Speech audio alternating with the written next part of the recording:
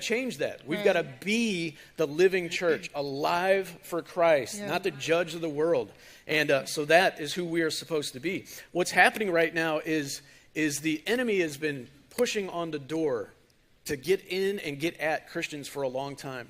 And I think what has begun to happen, because mainly the church has been quiet, over all these years, all the way back in the 60s, this church has remained quiet. We haven't stood up the way that we need to stand up and make differences. And so that door has been getting pushed more and more open. You can imagine the enemy trying to push the door open.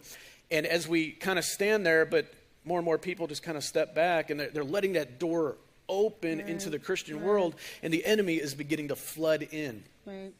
Here's the positive thing about that. That sounds horrible and it sounds scary, but the positive thing about that is that any time that there's persecution, there's a season of that persecution, but what begins to happen is the church begins to stand up. The church begins to awaken. And the problem is, unfortunately, is that it takes that for us to wake up. We should have already been awake. We should have already been alive. But it's happened all through the seasons of this world. And so it's time to wake up. Let's wake up now. Let's not wake up later and later and later. Let's wake up now and begin to push that door back closed, begin to push back, because as it gets darker and darker, the church will get brighter and brighter. And I don't think we're bright enough yet. We've got to get brighter, and I'd rather do it now than do it later. So whatever your role is in the kingdom of God, you've got to get out there and make that thing happen. Last week,